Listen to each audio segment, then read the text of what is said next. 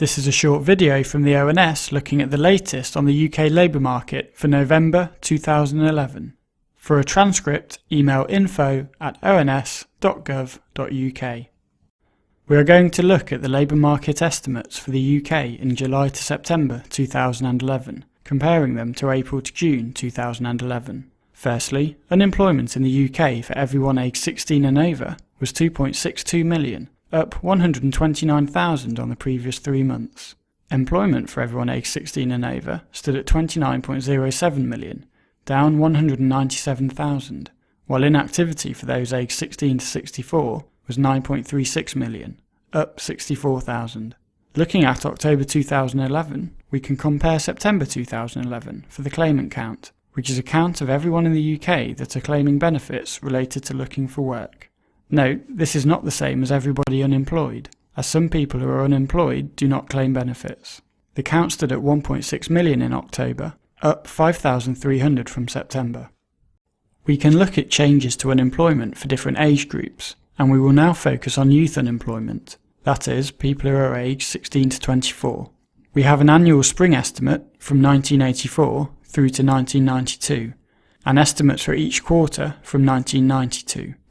Youth unemployment levels were high in the 1980s following the end of the 80s recession, before falling and increasing with the 1990s recession.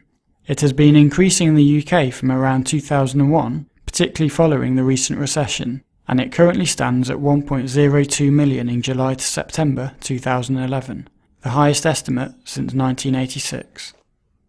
Now let's look at the unemployment rate for 16 to 24-year-olds. And the rate is calculated by taking total youth unemployment and dividing by the economically active youth population, that is, the employed and the unemployed.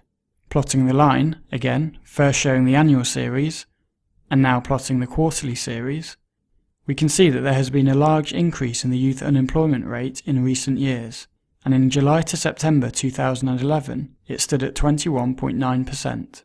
However, the unemployment rate can be affected by the size of the economically active population.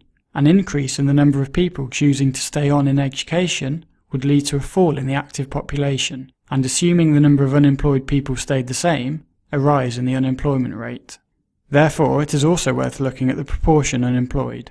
This is calculated by taking total youth unemployment and dividing by the total population of 16 to 24-year-olds. Which shows those unemployed in relation to all young people.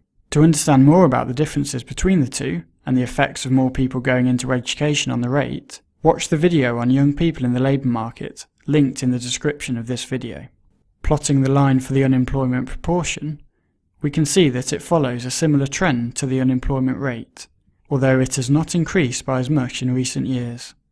While the unemployment rate is the highest it has been over this period, the unemployment proportion is the highest since 1985. We will now look at non-UK born people employed in the UK. Over the last year, comparing July to September 2011 with 2010, total employment in the UK fell by 123,000. Note, this is the not seasonally adjusted estimate.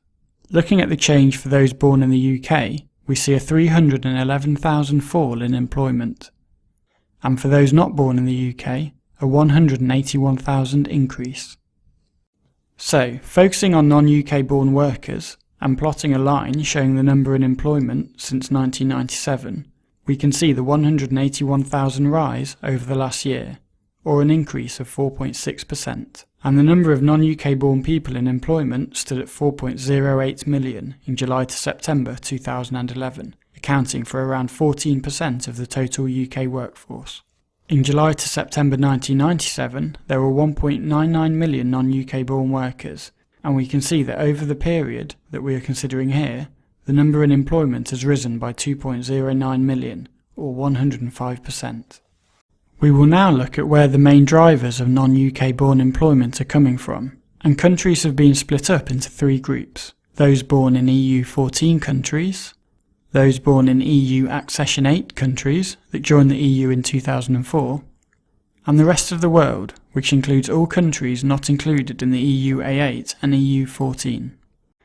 If we first focus on the 2.09 million increase in non-UK employment between 1997 and 2011 by bringing up this pie chart, we can see that 65% of the increase came from the rest of the world, 31% from people born in one of the EU Accession 8 countries, and 4% from the EU 14.